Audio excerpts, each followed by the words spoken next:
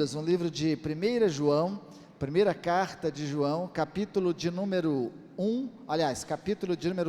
3, o verso 16. A gente sabe o que está escrito em João 3,16, mas hoje nós vamos ler 1 João, capítulo 3, verso 16.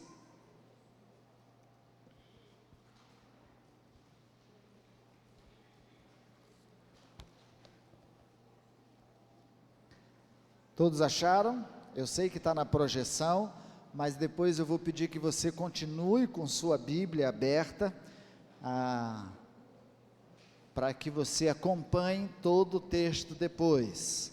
1 João, capítulo 3, lendo só o verso 16, mas deixando a Bíblia aberta para seguirmos depois. Diz assim: nisto conhecemos o amor que Cristo deu a sua vida por nós, portanto, também nós devemos dar a nossa vida pelos irmãos.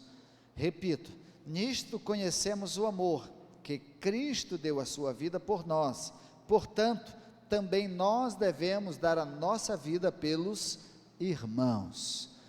Glória a Deus, que a palavra do Senhor tenha guarida, lugar, abrigo no nosso coração, e o Espírito de Deus nos ilumine a pregarmos a vocês, comunicarmos o que Ele colocou no nosso coração, mas também a vocês receberem o que é peculiar, particular de cada um, amém? Eu quero conversar e partilhar com vocês sobre anunciando o gracioso amor de Deus. Anunciando o gracioso amor de Deus. Esse é o tema da nossa Convenção Batista Brasileira, que se estende para todas as outras convenções estaduais e demais associações. Esse tema foi anunciado, foi pregado agora no final do mês de janeiro, lá na cidade de Fortaleza, Ceará, durante a assembleia da nossa convenção. Ali no resumo das informações, dos relatórios, de tudo que tem apresentado e feito a denominação através de missões mundiais, através de missões nacionais, através dos projetos sociais, das ações evangelísticas, dos ministérios demais, da vida da denominação. Houve também um tempo de reflexão da palavra de Deus em cima desse texto.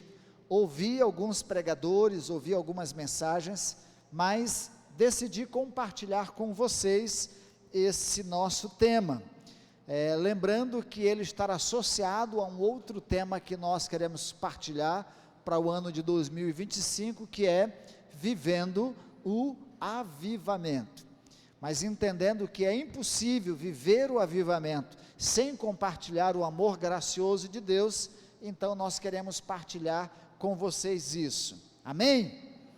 A primeira coisa que impacta a nossa vida, quando nos leva à conversão, é deparar a realidade da nossa vida com o grande amor de Deus. Eu me lembro que tinha cerca de 9, 10 anos, quando, apesar de viver num ambiente evangélico, meu pai crente, minha mãe crente, minha família toda crente, uma comunidade, eu vivia num lugarejo de pescadores, mas a maioria daquelas pessoas, pelo menos vamos dizer do bairro onde eu morava, eram crentes e membros da Igreja Batista daquele lugar lá de Vila Moreira, né? Esse é o lugar onde eu nasci, lá em Cedro, Vila Moreira, faz tempo, mas eu me lembro que numa madrugada, nós estávamos numa reunião de oração, promovida por alguns jovens que haviam ido de São Luís para lá, para trabalhar com a igreja naquele tempo, e mais ou menos às 4 horas da manhã, num tempo de oração, eu ouvi Deus falar comigo de forma diferente, e eu sentir que aquela era a hora de realmente eu entregar o meu coração e a minha vida. Foi um marco na minha história, na minha vida, compreender toda a dimensão do amor de Deus manifesto a mim. Olha que eu tinha cerca de 9, 10 anos de idade, ainda era uma criança, mas eu conheço muitas pessoas que conheceram a Cristo Jesus ainda na infância, e foram impactados com o grande amor de Deus por suas vidas. O outro momento da nossa história que nós somos impactados é quando nós anunciamos o amor de Deus a outras pessoas, e essas pessoas aceitam a Jesus como Senhor e Salvador de suas vidas. Não é à toa que muitos pais que anunciam o Evangelho de Cristo Jesus, mas quando veem os seus filhos entregando suas vidas no altar de Deus, entregando suas vidas ao Senhor Jesus, é um momento de profunda alegria, de profundo contentamento, de júbilo. Assim como também nós levamos os nossos amigos a Cristo Jesus, e vemos eles se rendendo aos pés do Pai. Quem já teve essa experiência aqui, de ver algum amigo, alguém a quem você anunciou o Evangelho, se rendendo a Cristo Jesus? Quem já teve essa experiência?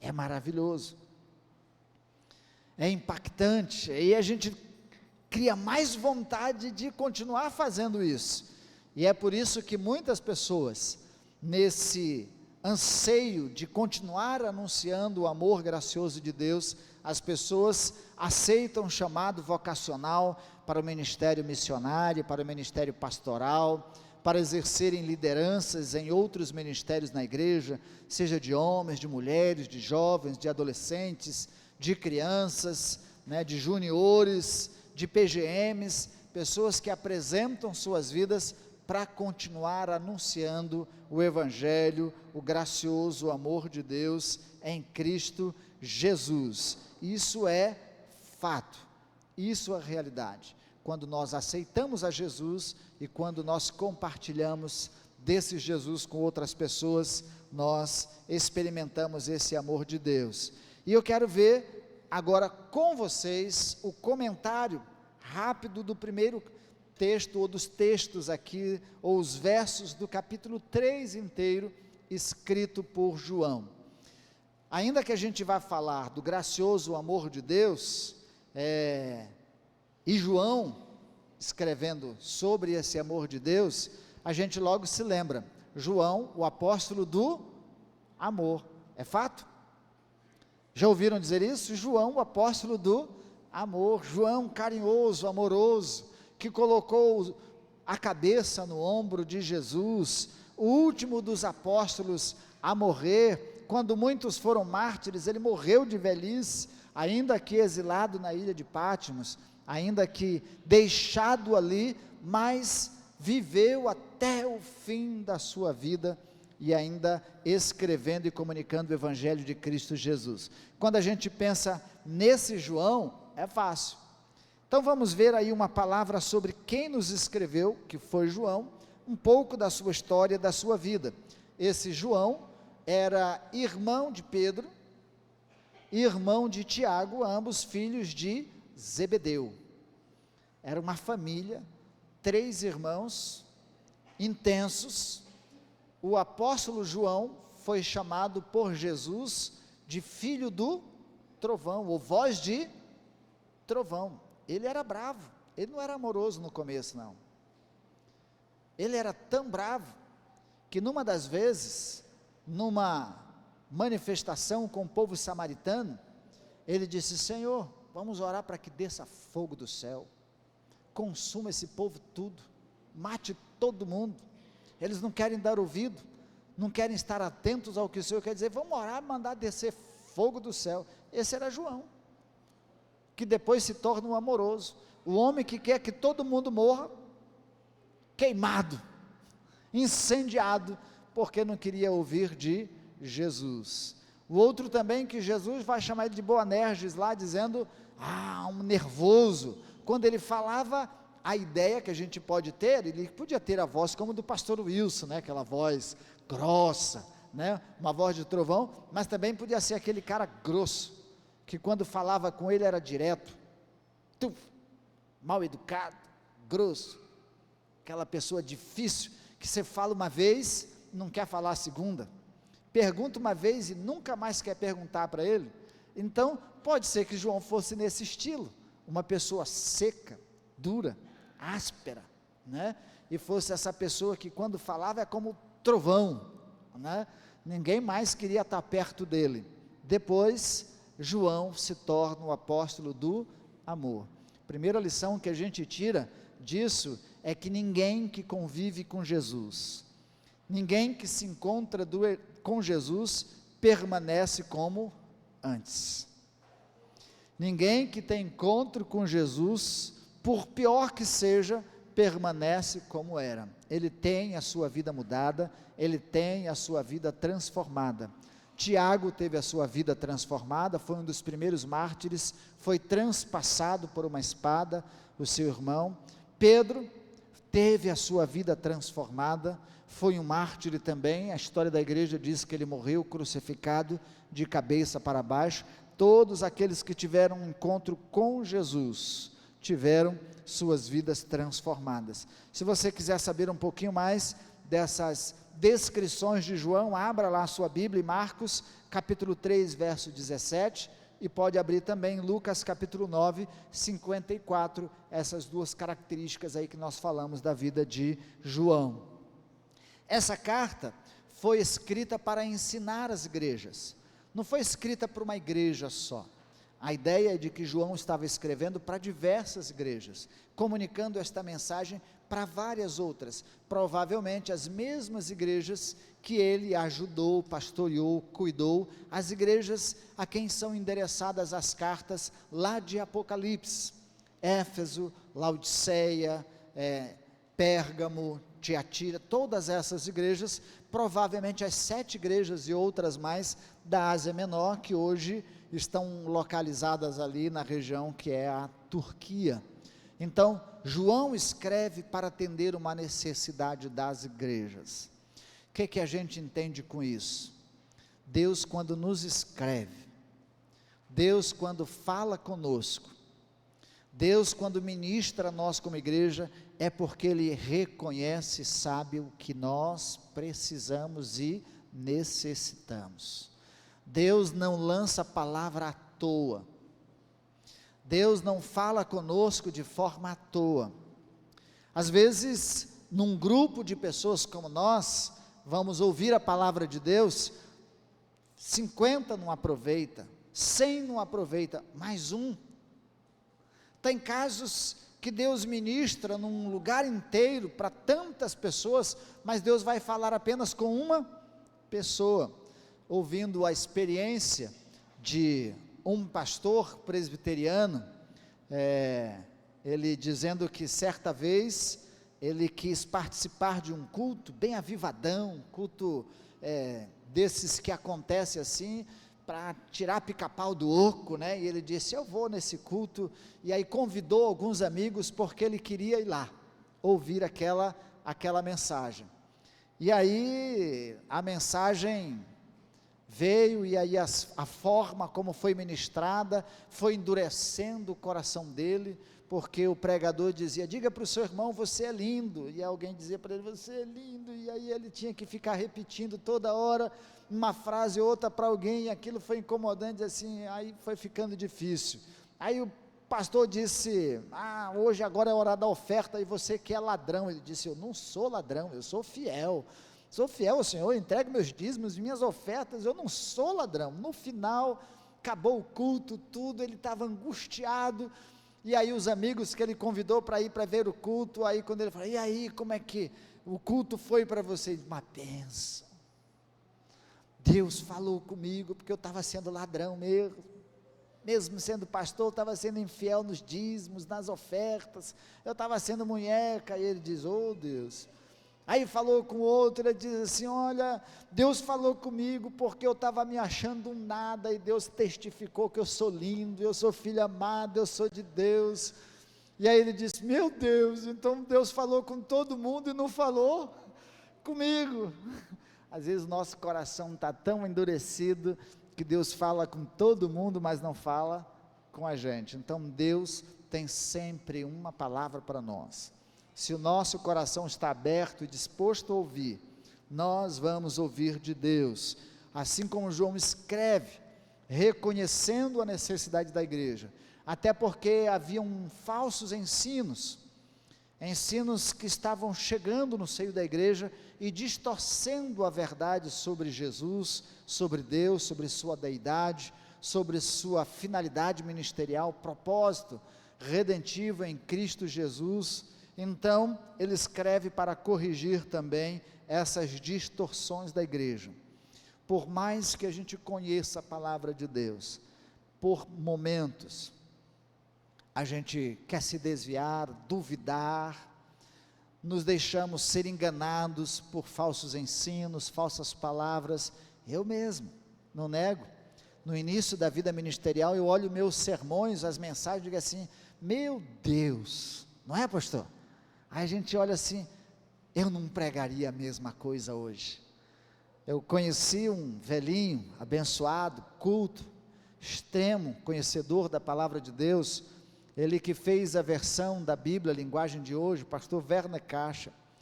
Ele assinou um determinado documento da história e da vida da igreja, que promoveu, de certa forma, a divisão entre batistas brasileiros e batista nacional, a convenção.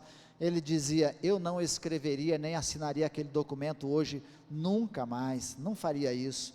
Então, aí há momentos em que a gente se deixa levar, e a igreja vive momentos esses delicados nos dias de hoje, muitos ensinos suaves, delicados, e a gente pode ser enganado facilmente, sermos levados e nos voltarmos para a palavra de Deus, ouvirmos o que Deus tem para nós, também vai nos nortear e nos conduzir, para a gente não se desviar, como disse Deus a Moisés e a Josué, nem para a direita e nem para a esquerda, mas guardarmos de fato a palavra do Senhor. Então, conhecendo essa realidade do contexto, vamos para o texto, o que João, escrevendo a sua carta no capítulo 3, nos apresenta.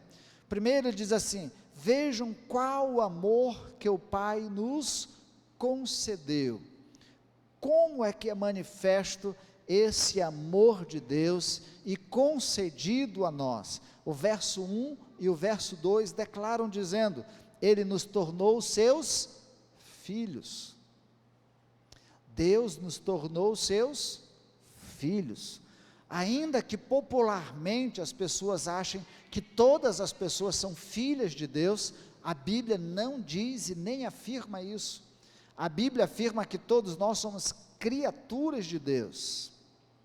Mas depois de Adão, conforme a gente viu na semana passada, condenados à separação de Deus, neste mundo e eternamente, se não reconciliados com Ele, especialmente por meio de Cristo Jesus.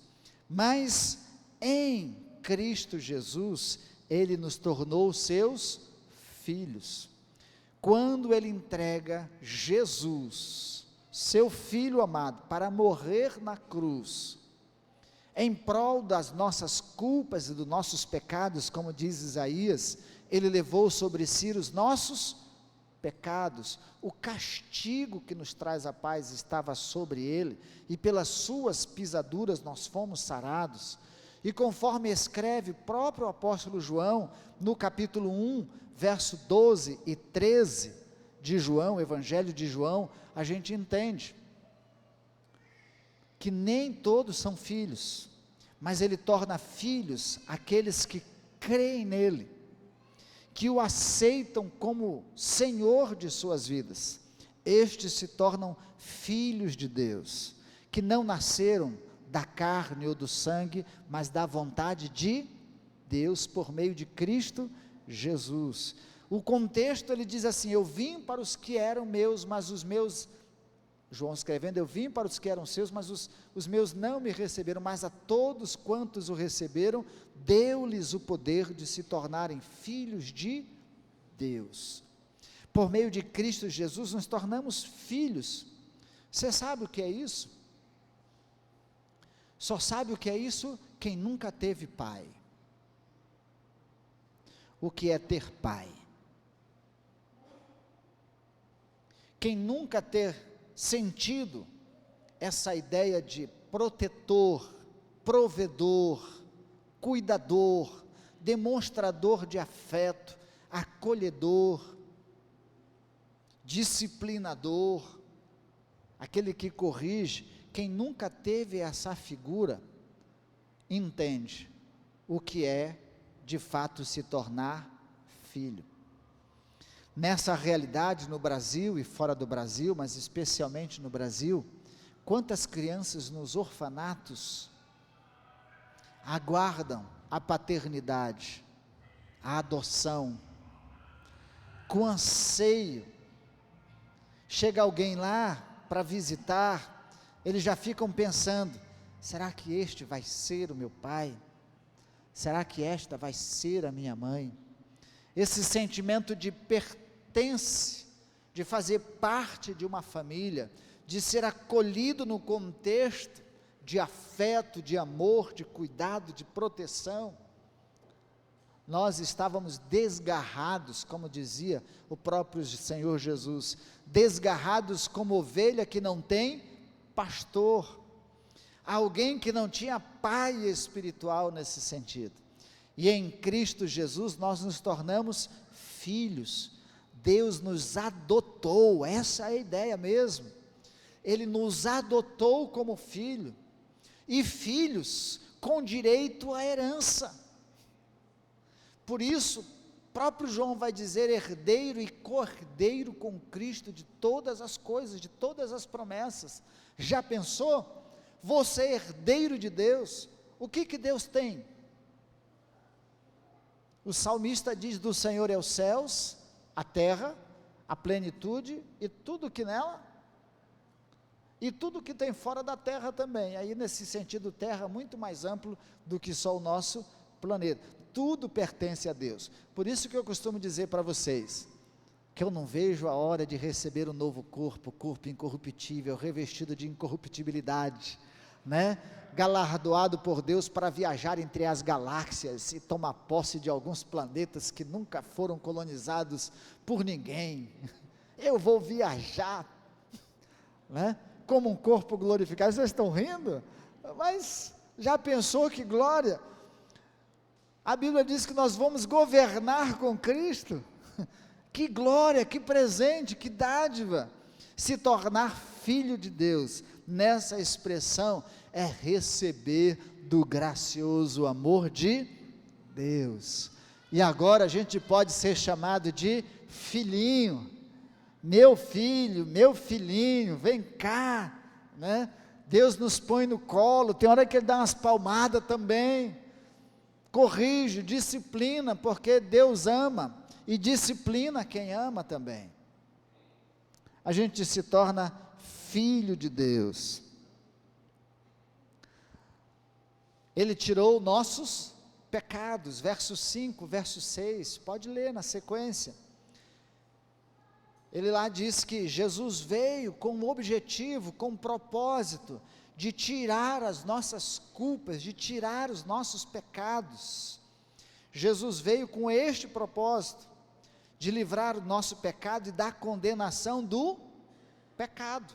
Porque João, ou aliás, Paulo escrevendo aos Romanos 3,23, ele diz: o salário do pecado é a morte, mas o dom gratuito de Deus é a vida eterna. Aliás, o 3,23 ele diz, o salário, porque todos pecaram e destituídos estão da glória de Deus. O 6,23, porque o salário do pecado é a morte, mas o dom gratuito de Deus é a vida eterna, por Cristo Jesus. Olha que bênção, ter os seus pecados perdoados.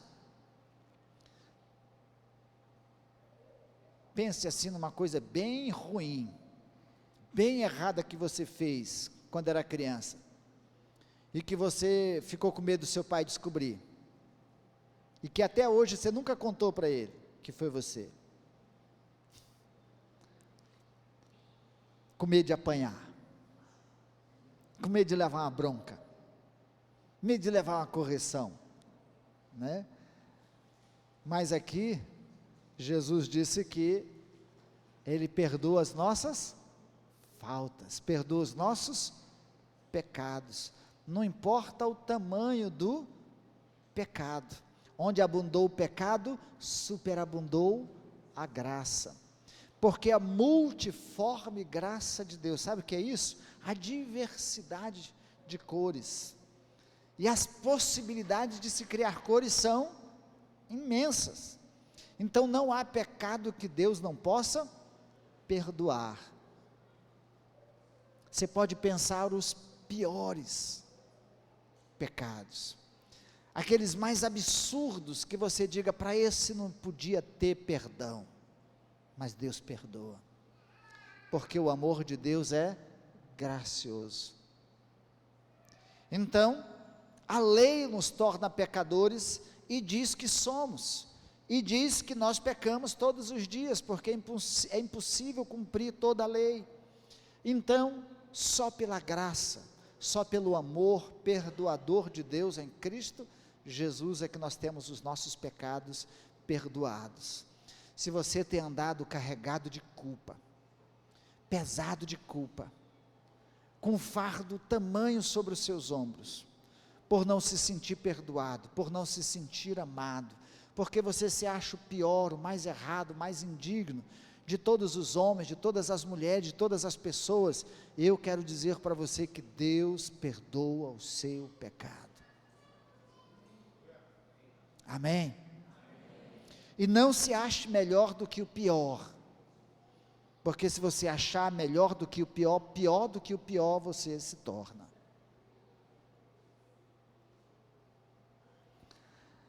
Ele nos tornou justos, verso 7, ou seja, nós fomos justificados diante de Deus. Deus nos torna limpos, apresentáveis diante de Deus. Tem um vídeo que roda, um personagem que roda no Brasil, que ele pega alguns moradores de rua, e aí ele vai, corta a unha, dá um banho, corta o cabelo, corta a barba, trata, põe uma roupa nova, depois põe um óculos nele, coloca uma mesa, dá um jantar para ele, e aí depois traz as pessoas, e aquela pessoa se vê como uma nova pessoa. É exatamente como Deus faz conosco. Nos tirou do reino das trevas, nos transportou para o reino da luz, nos tirou da condição de feios pecadores e nos torna justos, apresentáveis diante de Deus, digno, diz o autor de Hebreus. Por isso agora entremos com toda a ousadia no Santo dos Santos, porque nós fomos lavados, e aí a gente pode entrar diante do trono de Deus. Essa é a ideia do véu que se rasgou. Agora a gente entra diante de Deus, majestoso, santo, e apresentáveis por meio de Cristo Jesus, e ainda com a liberdade de conversar com Ele, de pedir para Ele, de falar com Ele, de ter intimidade com Ele. É isso. Justificados, limpos, apresentáveis diante de Deus Ele nos torna, e João está descrevendo isso. Também o verso 2, repete, Ele nos deu a esperança de sermos iguais a Ele. Paulo vai repetir isso, escrevendo a carta também de 1 Coríntios capítulo 15, na ressurreição. Paulo escreve isso também aos Tessalonicenses.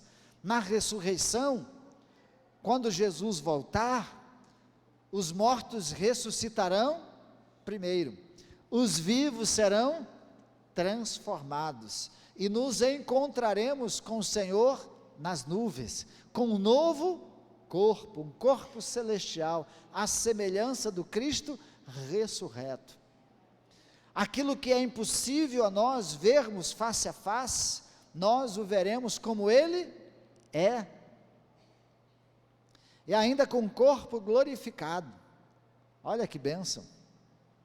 É isso que Deus nos promete, e vivemos com essa esperança, nessa vida passageira e terrena, capaz de passar todas as tribulações, suportar todas as provas, todas as doenças, todas as dificuldades, porque nós temos uma esperança, que as coisas que aqui nós não vemos, nem se comparam com as coisas que não se vê, porque tudo aqui é temporal, mas o que nós não vemos é eterno, e nos alimentamos da eternidade. Somos seres que não vivem desesperançados, como pessoas que não têm esperança, que não têm propósito de vida, que não têm algo melhor. Algo muito melhor nos aguarda e nos espera após esta vida. Vale a pena passar por ela, Como diz Eclesiastes, capítulo 11, verso 9, ainda que eu viva muitos anos, viva a vida toda e alegremente, ainda que esteja velhinho, gagá, que fiz, quem é que está falando aí? Viva a vida toda, que Deus deu, com alegria, com júbilo, sem querer desistir dela, sem perder a esperança, porque quando Ele nos levar, é para algo melhor, aí a gente vai receber um corpo novinho, capaz de viajar nas galáxias, como eu digo, coisa boa, eu quero ficar velhinho assim, só não queria ficar gagá.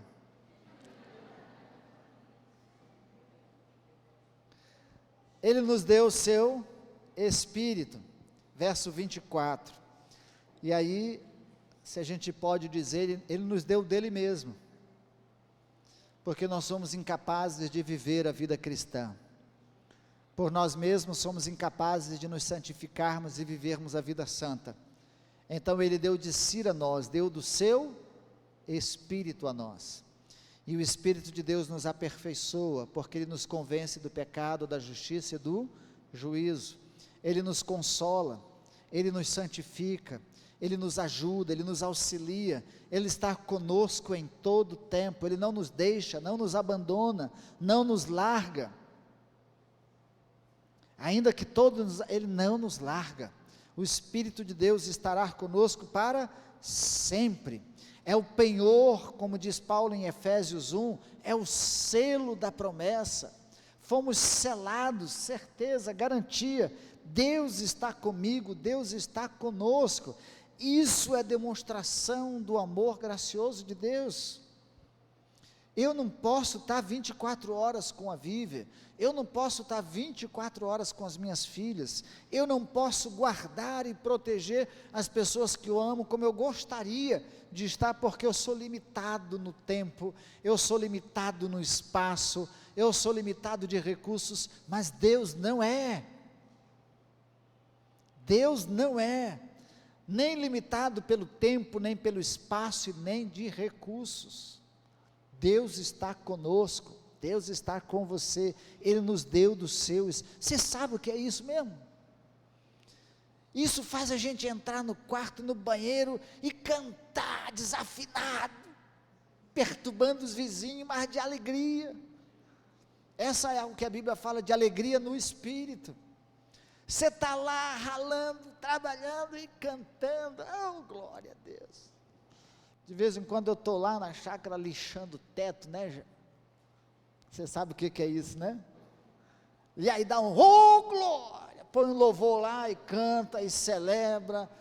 A vida é boa com Jesus, irmãos, porque nós temos o seu Espírito. Isso é demonstração do amor gracioso de Deus para com as nossas vidas, amém? Amém. Diz o verso 8, Ele destruiu as obras do diabo. Não basta, Ele destruiu as obras do nosso inimigo. Ele rasgou a cédula contra nós e também destruiu na cruz. Não precisamos ter medo de Satanás, não precisamos ter medo do diabo, não precisamos ter medo de nada. Ele já foi derrotado e condenado ao lago de fogo. A liberdade quem dá somos nós, como deu Adão a ele, liberdade sobre o mundo material, sobre sua vida, sobre o mundo em que vivemos. Deus não deu essa liberdade, embora Deus seja o Senhor de todas as coisas, quem dá liberdade ao diabo é nós, mas em Cristo Jesus nós somos vencedores. E de ti nascerá alguém que esmagará a cabeça da serpente. Em Cristo Jesus nós temos autoridade para repreender, em Cristo Jesus nós temos poder e autoridade para rejeitar, em Cristo Jesus nós temos poder e autoridade para renunciar, em Cristo Jesus nós somos vencedores, e não tem que ter medo, não tem que ter receio, não tem que ter timidez, porque Ele é derrotado e vencido. Ele destruiu as obras das trevas, Ele destruiu Satanás. Em Cristo Jesus, nós somos vencedores, amém? Diz a continuação do texto: todo aquele que nele permanece, faz algumas coisas. Vai dar tempo, Senhor? Vai, amém? Vocês aguentam? Aguentam, né? Avivamento, quando acontece, irmão, ninguém quer sair da presença de Deus. Quando o avivamento vem, não é do homem, é de Deus, nós queremos continuar na presença dEle. E se nós queremos viver o avivamento, a gente vai ter que começar a ter mais tempo com Deus, e querer ficar tempo com Deus, amém? Esqueça um pouco o relógio aí, a gente vai treinar isso. Treinar a paciência e a perseverança de vocês. E vocês vão ficar com raiva do pastor, mas perdoa. Eu perdoo vocês desde já. Mas todo aquele que nele permanece passa a fazer algumas coisas. Primeiro, saber que não é conhecido pelo mundo e por ele é rejeitado. Verso 1 e verso 13 diz isso. O mundo não nos conhece porque não conhece Jesus. O mundo rejeita você porque rejeita Jesus. O mundo odeia você porque odeia Jesus. Todo aquele que é de Deus, é nascido de Deus, pertence a Jesus, não vai ser reconhecido. Ainda que você diga para as pessoas: eu sou salvo, ela vai dizer: é arrogante, soberbo, orgulhoso. Como é que você pode dizer que é salvo? Mas você declara isso em Cristo Jesus, porque é Ele que garante, Ele que promete. Eu creio, eu confio, eu descanso, eu aceito, eu recebo, então nele eu declaro. Em Cristo Jesus eu busco viver uma vida de santidade, e vou me purificando, me aperfeiçoando, mudando. E as pessoas dizem assim: ah, você era gente boa, bebia toda uma cervejinha comigo, agora é crente, não bebe. Ah, você fumava uma comigo, agora é crente, não fuma. Que mais que você não faz porque é crente? Tem umas coisas que eles dizem aí também. Aí vamos começar a rejeitar. Agora você é o crente certinho, né? Agora você vive cantando louvor, antes você cantava. Então, mas agora você conhece Jesus. É claro que você não vai ficar chato, mas as verdades de Deus em nossa vida mudam a nossa vida, mudam a nossa identidade, muda quem somos, muda o nosso comportamento, muda nossas escolhas, muda o que fazemos, muda o que ouvimos, muda o que falamos e como falamos. E nem todas as pessoas vão querer aceitar, então elas vão rejeitar. Não se sinta rejeitado, diminuído, desprezado, porque assim fizeram com Jesus, e assim fizeram com os profetas, e assim farão conosco. Escrevendo Pedro às igrejas diz: alegrai-vos quando rejeitarem vocês, e até Jesus diz: alegrai-vos quando perseguirem, mentindo, disserem todo mal contra vós. Então é motivo de alegria, de celebrar, se isso acontecer. Purifica-se a si mesmo e não vive na prática do pecado. Do verso 3 ao verso 10 descreve isso, porque diz: quem tem prazer e gosta de viver na prática do pecado é filho do diabo. Ou pesado, João, amoroso, mas sério também.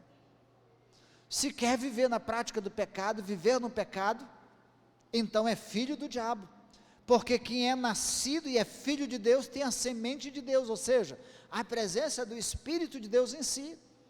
E o que vai frutificar é fruto do Espírito: paz, amor, longanimidade, benignidade, fidelidade, mansidão, domínio próprio. Contra essas coisas não há lei. Vai manifestar o amor, a graça, o perdão, a misericórdia. Mas se quiser viver na prática da mentira, da fornicação e do adultério, de tudo mais, aí se tem prazer nisso e quer viver nisso, a Bíblia diz que não condiz com ser filho de Deus, não. Porque o filho de Deus produz o que é de Deus. Uma fonte que jorra água doce não pode jorrar água salgada. Uma fruta que produz um determinado fruto não pode produzir outra. Pé de maçã não dá jaca, e nem pé de jaca dá maçã. Então, a Bíblia diz, e João descreve, que todo aquele que é nascido de Deus não vive na prática do pecado, e nele não tem prazer, não se alegra, mas purifica-se a si mesmo, se permite ser diariamente convencido pelo Espírito de Deus, trabalhado pelo Espírito de Deus, até na expressão como diz o salmista, sonda-me, examine a minha vida, e veja se há em mim algum caminho mau, e à medida que a gente vai reconhecendo, a gente vai se arrependendo, renunciando, sendo aperfeiçoado, sendo tratado por Deus. E, verso 10 a verso 23, ele diz que quem é de Deus também, ama seu irmão. Ele diz que quem não ama seu irmão, ainda está morto, e ainda vive no pecado. Mas quem é nascido de Deus, ama o seu irmão. Irmão, Deus me confrontou isso de uma maneira muito intensa, porque eu era adolescente eu tinha um irmão, eu tenho um irmão, e quem é adolescente sabe que tem um irmão mais ou menos parecido, dá um quebra-pau danado, de vez em quando saíam uns socos lá em casa, saíam umas brigas. Acho que isso não acontece lá, nunca aconteceu com vocês nunca brigaram com o irmão, nunca brigaram com ninguém, né? Era só eu, só o pastor Adonias. Então de vez em quando acontecia, e aí meu irmão ficou me xingando, me chamou de louco, e eu também xinguei ele, chamei de doido, de louco e tal. Aí eu fui sair dali injuriado, fui ler a Bíblia, olha, abri o Novo Testamento, e aí estava lá, quem chama o seu irmão de louco, de raca, é réu do inferno. Fiz. E agora, o que eu ia fazer com aquilo? Eu tinha que ir lá até ele, assim, ei meu irmão, beleza, está vendo? A Bíblia diz que se você me chamou de louco, ó, você é réu do inferno. Eu não fui confessando o meu pecado, eu fui acusando ele. E é o que geralmente a gente faz, a gente vai acusando o outro em vez de confessar o nosso pecado. Mas irmão, a demonstração de que nós pertencemos a Deus é de que nós amamos. E João vai dizer que nós devemos amar o nosso irmão não só de palavras, mas de fato, com ações. E é por isso que João vai dizer que quem ama o seu irmão, entrega a sua própria vida em favor do seu irmão. Como Jesus entregou a sua vida por nós, nós entregamos a nossa vida em favor do nosso irmão. Eu morro para salvar o meu irmão, no sentido de que eu deixo de fazer coisas que eu gosto, que eu tenho prazer, para ver a vida do meu irmão salvo, para ver a vida do meu amigo salva. Eu já falei isso aqui, mas eu me lembro de muitas vezes, mas numa vez eu estava numa festa, e aí lá estava uma bebida, passava um uísquezinho, passava um champanhezinho, passava, e eu estava com uma vontade, com sede de dar uma golada daquele champanhe, daquele negócio. Tinha muita gente não crente, se eu tomar eu vou escandalizar. Aí alguma pessoa, desculpa, você não bebe porque você é crente. Eu digo, eu não bebo por causa de você. Por mim porque se eu beber, o que você vai dizer de mim?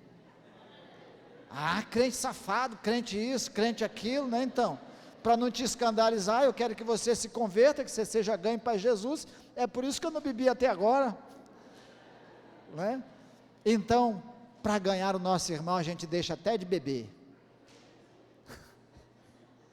Isso é para incentivar alguns que bebem a largar de beber para salvar outros, né? Mas a gente deixa de fazer coisa que a gente gosta, irmão, para ver a vida do nosso irmão salva, não é? A gente deixa de fazer essas coisas porque a gente quer que a pessoa que está do nosso lado seja salva.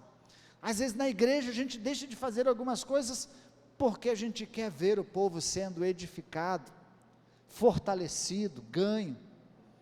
Muitos se escandalizam com pouca coisa, os fracos, dizem a Bíblia, os fracos se escandalizam, porque o escândalo, diz a Bíblia, para os fracos. Se você vive se escandalizando, é porque você é fraco na fé. Se você é forte, você não se escandaliza facilmente.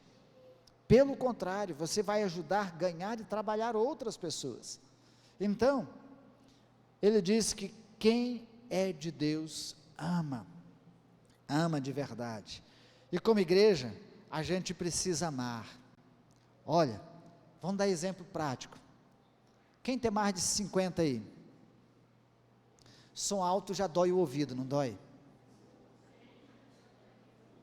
Dói o ouvido. Quem tem menos de 15 aí? Som alto é animação, né? Quando o som está lá, chega, treme no chão assim, parece que, aí que adolescente gosta e o idoso já está, oh meu Deus, eu acho que eu não vou domingo hoje não, quem que vai tocar? A gente ama, e como a gente ama, a gente respeita todas as gerações no contexto da igreja. A gente baixa o som por causa dos mais velhos, a gente aumenta um pouquinho mais por causa dos mais novos, porque a gente ama, a gente se ajusta, a gente se respeita, a gente se adequa, porque a gente ama, a gente tem todas essas considerações, e a gente consegue viver em harmonia. Idoso, criança, quem ama, suporta a criança correndo no meio da igreja, gritando, fazendo isso, porque ama criança, é assim mesmo, ela vai crescer, ela vai ficar adulta, vai melhorar, vai ficar comportado igual você. Tem adulto que não se comporta, sai toda hora para beber água, imagina a criança, que fica com a perninha pendurada. Então, a gente no contexto de igreja, precisa amar, todas as pessoas. Tem uns mais evoluídos, outros menos evoluídos, uns lá na frente, outros aqui atrás, tem coisas que acontecem, a gente permite ou não permite, a gente vai se ajustando, porque por isso que João diz assim, quem ama o amor cobre multidões de pecados, o amor cobre multidões de pecados, então a gente ama. E por último, encerrando, quem ama e quem vive como filho de Deus, permanece com Deus, não é condenado por sua consciência, verso 21, se faz o que é certo, se faz o que é correto, se está vivendo adequadamente, caminhando, trilhando na direção certa, nos caminhos do Senhor, fique em paz, fique tranquilo, não fique buscando coisas, carregando culpa falsa, pensando no que estão pensando de você, no que estão falando de você. Viva tranquilamente a sua vida com Deus, o seu relacionamento com Deus, a sua firmeza com Deus, a sua identidade com Deus, é o que determina a sua caminhada, porque viver às vezes à mercê da crença, do juízo, do julgamento dos outros, não é saudável, mas viver segundo o que Deus diz e pensa e quer e deseja de nós, isso sim é saudável.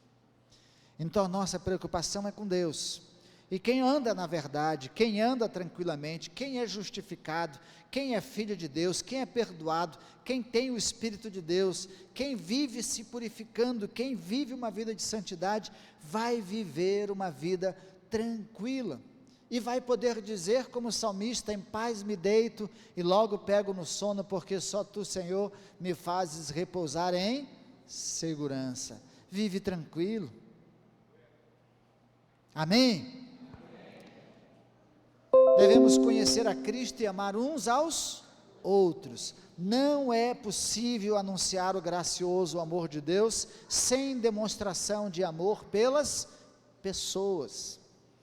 Não é possível viver avivamento sem anunciar este grande amor de Deus e sem viver este grande amor de Deus na prática. Para experimentarmos tudo isso, irmão, o resultado é a gente demonstrar isso pelas pessoas, levar a elas o conhecimento de Cristo Jesus, anunciar isso que nós ouvimos, que nós experimentamos, que nós ganhamos, tudo que recebemos, nós queremos partilhar com as pessoas, e isso vai fazer o reino de Deus crescer, a igreja de Deus se expandir, você vai ter a alegria de ver outras pessoas se achegando se aproximando de Deus. Amém? Quer viver isso? Diga amém. E fique em pé. Equipe de louvor, chega aqui conosco. Nós vamos orar. Nós vamos orar e você vai orar também, amado. Você vai orar. E você vai querer viver o amor gracioso de Deus. Deseje, anseie viver esse amor gracioso de Deus. Busque isso diariamente. Experimentar de tudo que Deus já fez e faz por você todo o tempo, toda hora, todo dia. E experimente compartilhar isso com as outras pessoas. Deixe elas viver a mesma experiência que você vive. Deixe elas sentir a mesma alegria que você sente. Deixem elas experimentar a mesma graça que você já tem. Deixe elas viver o mesmo amor que você já vive. Esse gracioso amor de Deus. Vamos orar? Pai do céu, estamos na Tua presença, Pai. Esse Deus gracioso, amoroso, ó Deus que dispensou a vida